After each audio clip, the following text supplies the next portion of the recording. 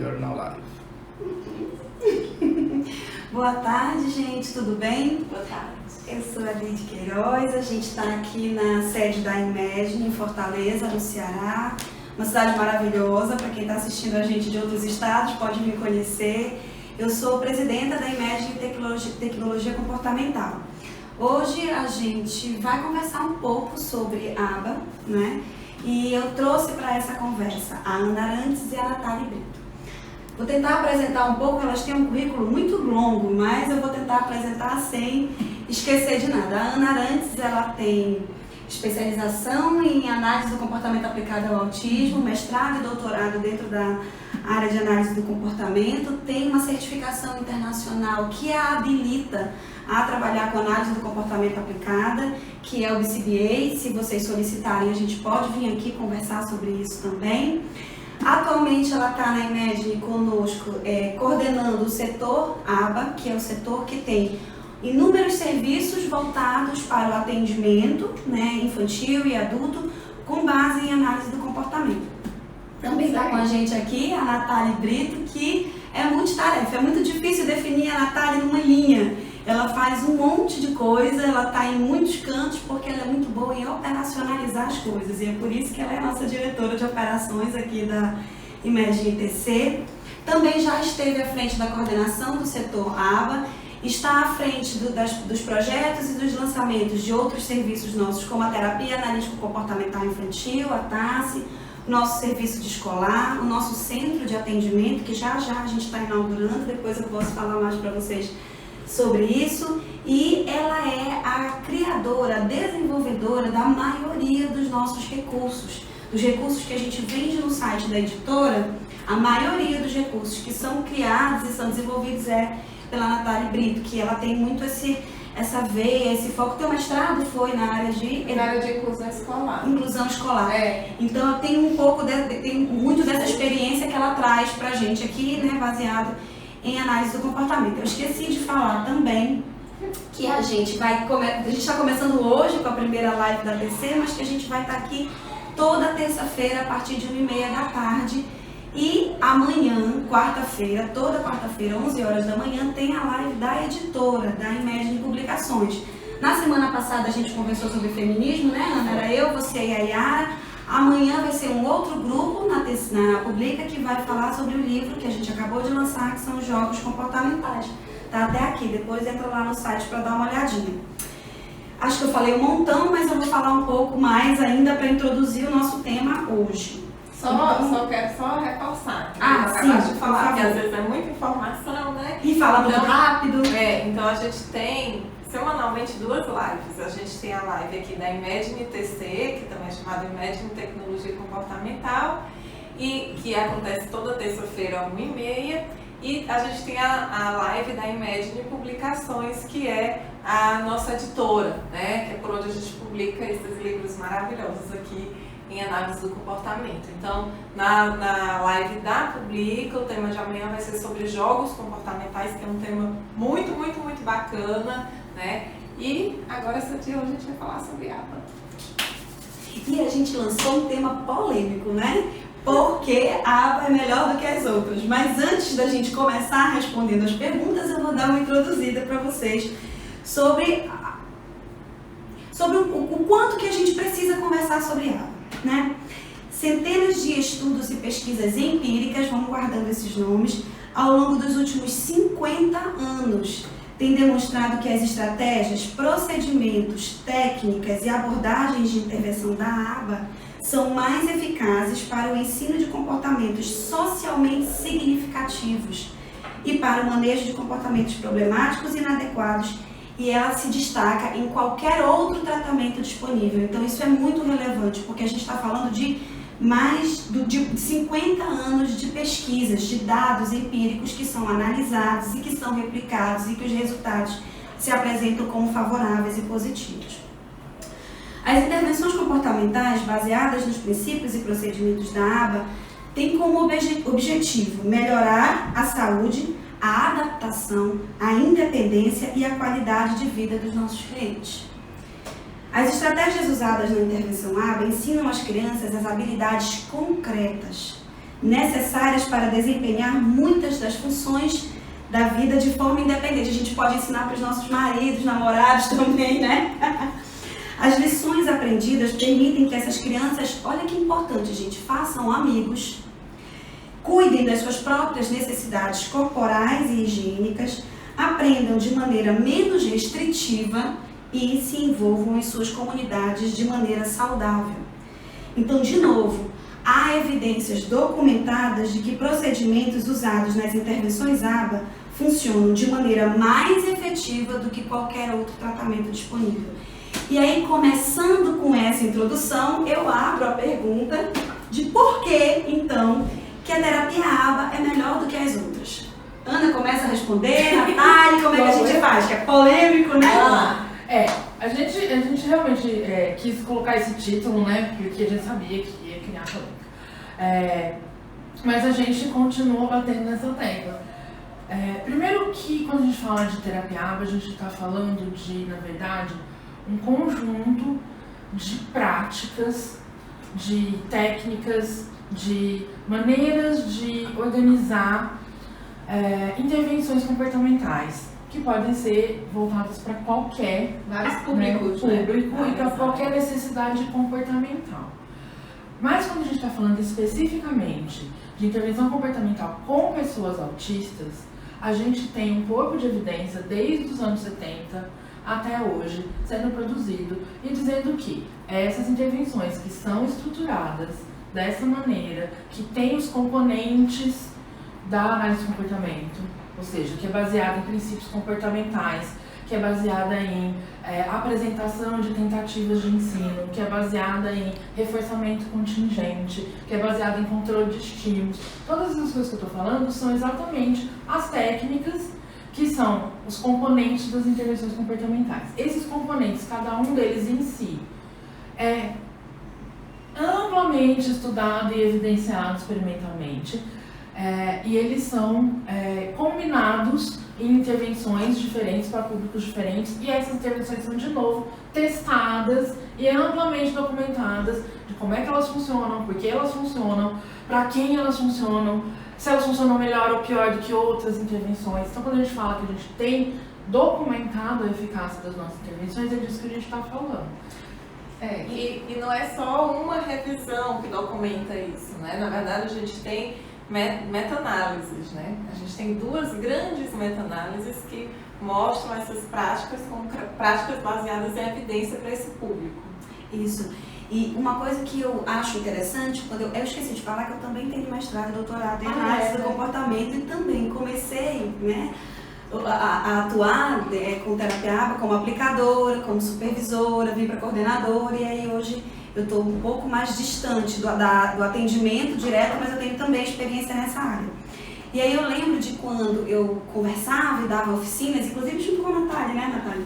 A gente dava oficinas e palestras de terapia ABA, a gente falava assim, que a certeza da evidência, né, o conforto que a evidência empírica e científica ela traz para a gente, é que eu não estou apresentando para o meu cliente algo que funcionou comigo, que funcionou com o meu primo, que funcionou com o meu vizinho, que funcionou com o filho da minha amiga, né? Porque muitas vezes é o que a gente vê. Deu certo com fulano, a gente vê isso nas mais diferentes situações. Eu não estou falando só de tratamento para indivíduos com TEA, eu estou falando para receita de emagrecimento, eu estou falando para crescimento de cabelo, eu estou falando para tratamento dentário. As pessoas costumam dizer muito o que funcionou comigo, o que funcionou com a minha mãe, o que funcionou com o filho da minha amiga. Então o que a gente vem mostrar aqui hoje é que funciona com todo mundo, inclusive comigo e com o filho da minha amiga, porque são dados científicos. E aí eu queria então provocar ainda mais, Ana Arantes, e perguntar de que outras a gente está falando? A gente falou que a terapia ABA é melhor que as outras. Que outras são essas? Outras o quê? Outras estratégias interventivas, outros tipos de terapia, outros tratamentos para sintomas do autismo. Então, assim, quando a Nath falou dessas duas grandes meta-análises, então são dois grandes estudos que é uma meta-análise? É assim, os pesquisadores vão lá e pegam todos os experimentos, todos os artigos que foram publicados sobre aquele tema. E eles fazem estudos estatísticos né, para ver se aqueles artigos têm validade estatística, se eles todos estão indo numa direção só. Isso que é uma meta-análise. Então tem um estudo muito grande que começou em 2009, que envolveu 45 pesquisadores, que é o National Standards Project, que é o NSP. Ele começou em 2009 e eles revisaram 6.400 estudos científicos. Desses estudos, eles tinham critérios muito rígidos para saber quais eram realmente que tinham metodologia válida, que tinha uma população válida, que tinha sido feito de maneira adequada. Reduziram isso e do que sobrou, com todos os testes estatísticos que eles fizeram, eles chegaram à conclusão de que, naquele momento, em 2009, haviam 11 intervenções com evidências estabelecidas para tratamento e intervenção de pessoas autistas. Dessas 11 intervenções, 9 são estratégias e técnicas de análise de comportamento aplicada. Muito interessante. Tá? Em 2015, eles atualizaram. Eles fizeram tudo pegaram todos os artigos que tinham sido publicados de 2009 até 2015, que é a fase 2 do estudo. Aí, eles conseguiram chegar em 14 intervenções baseadas em evidências estabelecidas. O que é evidência estabelecida? Existe uma altíssima probabilidade de que aquela intervenção vai funcionar se for aplicada da maneira adequada para a indicação adequada. E isso significa com profissionais capacitados para isso. Vamos chegar lá no que é adequado. Tá? Mas dessas 14, 12 eram é pouco. Né? Dessas 14, 12 eram intervenções de APA. Então, quais que não eram dessas 14? 2, intervenção cognitivo-comportamental e narrativas sociais. O resto todas as 12 eram de APA. E esse estudo é muito legal porque, além de olhar para as que são evidências estabelecidas, eles têm 3 níveis de evidência. Evidência estabelecida, que é essa aqui. Essa aqui nós temos certeza de que, se for feito certo, com a indicação correta, vai funcionar. Eles têm um intermediário, que é evidência emergente. Tem coisas que apontam na direção de que vai dar certo, mas ainda precisa de mais estudo. Não tem dados suficientes. Okay. E tem o terceiro nível, que é evidências não estabelecidas. Aquilo que ou não tem dado para dizer que funciona, ou tem dado para dizer que não funciona. Entendi. Tá? Certo. Dessas que não são estabelecidas, por exemplo, Dear for Time, que é, né, o rebranding do Sunrise. Do Sunrise, que ficou no falar. Comunicação facilitada do tipo RPM, né? Rapid Prompt Movement. Método Prompt. Ecoterapia. Dietas de glúten e caseína. Então, todas essas coisas a gente não pode dizer que funciona, porque não existe absolutamente nenhuma evidência. E para alguma delas a gente pode dizer que são inclusive prejudiciais. Né? Então, essas coisas são jogadas todas no mesmo pacotão, são tratamentos para autismo. Certo. E quando, imagina que você é uma família que acabou de receber um diagnóstico, que seu filho de 2 anos e meio tem autismo, né, está no espectro autista. O que eu faço? E aí você entra na internet e aí aparece um saldão de coisas que juram por Deus que vão curar seu filho.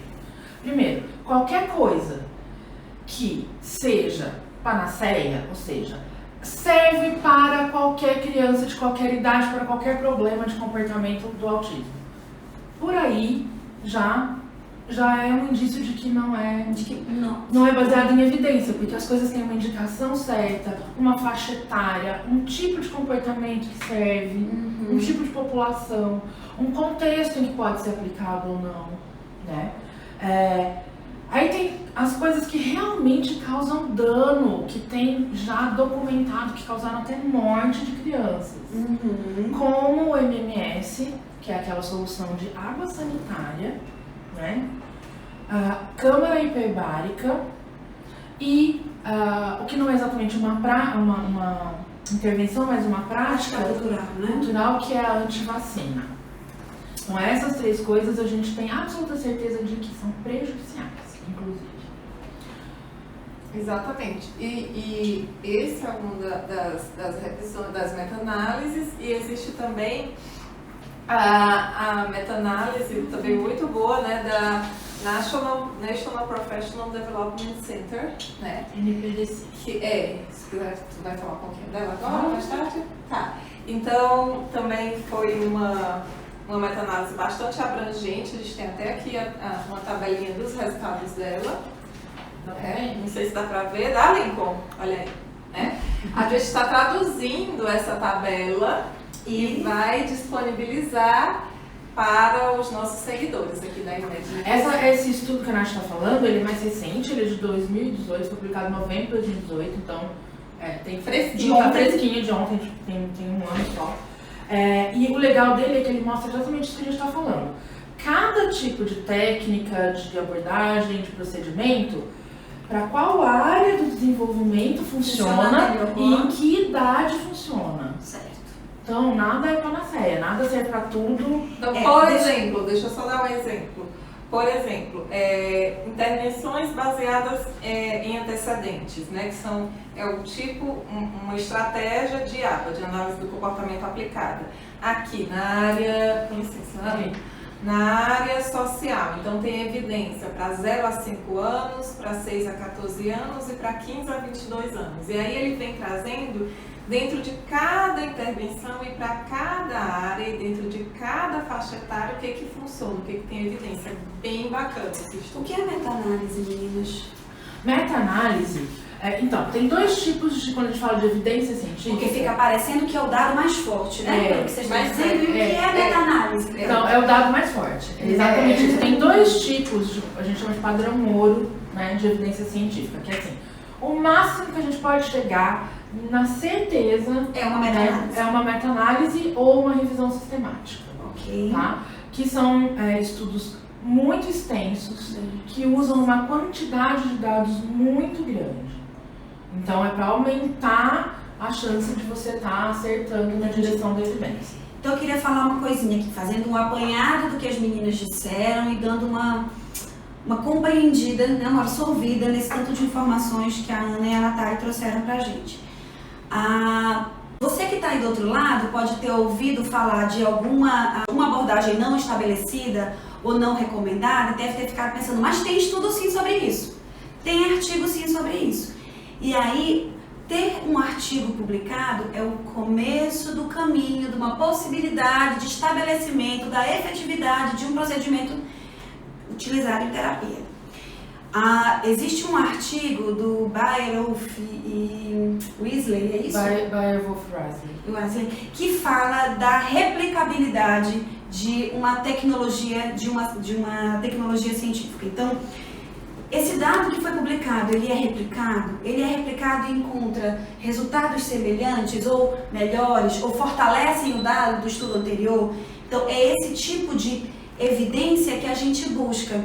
Então, quando pode até ter um dado publicado, e aí você que está assistindo a gente, que é pai e que acabou de receber o diagnóstico, que está nesse processo de pesquisa, o que a gente incentiva é que vocês pesquisem, que vocês leiam material de qualidade. Então, a gente está aqui para falar do benefício da terapia ABA, trazendo as evidências científicas, mas se você quer pesquisar sobre outra abordagem, sobre outra linha, o que a gente sugere é que você pesquise com dados científicos. Então, foi baseado no quê? Quando se fala assim, estudos apontam que existe, que estudos foram esses? Então, esse é o tipo de coisa que a gente tem que ficar atento. Tem uma leitura... a nível de meta-análise e de revisão sistemática, como a Ana falou. Isso. Existe a leitura de um livro, caso vocês tenham curiosidade, tempo, enfim, disponibilidade, que é um livro do Carl Sagan, O Mundo Assombrado pelos Demônios, onde ele faz essa reflexão sobre a ciência, a pseudociência e o que não é ciência, né? E as histórias, e as invenções. Então, por que é mais fácil a gente acreditar na pseudociência do que na ciência? E aí, sobre o que o Carl Sagan discorre é falando que a pseudociência traz respostas e a ciência, ela traz perguntas. Então, quando ela te responde alguma coisa, ela não responde sem questionar. Na ciência, a gente questiona. Então, se a Ana me fala que dessas 14 pesquisas, 12 são em ABA, eu vou lá perguntar, cadê? Mas qual é a referência disso? Mas quais são essas 12 intervenções? E como é que elas funcionam? A ciência ela não deve se permitir que não se tenha dúvida a respeito dela. Então a gente duvida, a gente pergunta, a gente questiona, e isso é o fazer científico, diferente da pseudociência, que vem com certeza, que diz, faça isso, retire isso e então vai ter a cura. No caso do Terra, né? E isso é muito perigoso, porque isso dá falsas esperanças, isso frustra absurdamente uma família que está fragilizada. Então eu acho que é desse cuidado que a gente vem falar hoje, né? E isso é muito importante, que nesse processo você não coloque seu filho para fazer tudo ao mesmo tempo, porque fazer tudo ao mesmo tempo é mesmo que nada. Exatamente. E até prejudicial, porque quando você coloca a criança no meio de um cabo de guerra para todos os lados, ele não vai para canto nenhum e acaba atrapalhando o que ele está fazendo. Tem um recadinho que eu esqueci de dar, que é, eu já recolhi aqui previamente a nossa live algumas perguntas que foram enviadas para a gente. Então, se você tem pergunta sobre o que a gente está falando aqui, por favor, manda aí que a gente vai responder dentro do tempo. Se a gente não conseguir responder dentro do tempo da live, a gente pode fazer outras lives ou responder. A gente vai lá e responde. Mas eu queria complementar uma coisa que tu falaste, né? Essa coisa de fazer muitas terapias ao mesmo tempo e diferentes terapias que não se conversam. A gente fala, a literatura fala disso como modelo eclético, né, de terapia. Então você pega um terapeuta ali num consultório, outro no outro consultório, outro no consultório, eles mal falam ou falam pouco, né? Enquanto o que os dados mostram que é efetivo, que é eficaz, é uma terapia compreensiva, intensiva, que é aquela que todos os profissionais estão atuando juntos em torno de um plano de ensino individualizado, de um plano terapêutico singular e de objetivos em comum. Né? Tem um estudo muito legal sobre isso, né? Eles compararam um grupo de crianças que faziam terapia, intervenções ABA com uma equipe transdisciplinar e uma, na verdade eu acho que era multi nesse caso, e um grupo de crianças que faziam essa terapia eclética, né? Que misturava de tudo, que tinha parte na escola, parte em outro lugar e tal. E aí, nessas comparações, eles viram que o grupo de crianças que fazia uma terapia global e compreensiva teve um ganho no QI muito substancial, e que das crianças no grupo de terapia eclética, a maioria das crianças estabilizou, elas não ganharam. Algumas crianças tiveram um ganho muito pequeno e uma parcela das crianças regrediram. Que pode acontecer. E isso é uma informação que a gente não fala muito, a gente não ouve muito falando por aí. Então, o profissional que trabalha com terapias que são reconhecidas, que são estabelecidas, que são referenciadas com meta-análise, com revisão sistemática, e aí agora a gente está falando um pouco para profissional também que está assistindo a gente sabe que tem um monte de gente aí que está assistindo.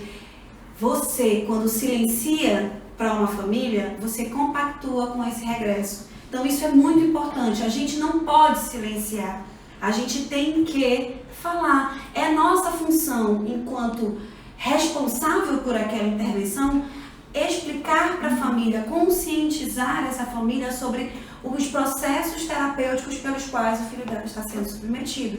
E isso é muitíssimo importante. Gente, eu quero fazer mais uma pergunta. Tem uma aí, né? Fala pra gente, Lincoln. Da Cláudia Bessa. Como a família pode avaliar a AT do filho? Nós não fazemos a escolha. Às vezes ficamos na dúvida se é uma boa profissional ou não. Muito boa essa pergunta, sensacional. É inclusive colada com outra que eu já vou emendar para poder vocês já responderem junto, que é: por que meu filho é atendido por um estagiário? Então, eu acho que entra junto. De por que meu filho é atendido por um estagiário? A gente não escolhe, não sabe a experiência. A qualidade do aplicador, então, para quem, eu vou traduzir o que eu falo, quando as pessoas falam AT, né, aplicador técnico. É a ponta de lança de uma intervenção ABA. É a pessoa que vai estar todo dia na sua casa, né, aplicando, ou no centro de intervenção, aplicando diretamente com a criança os procedimentos.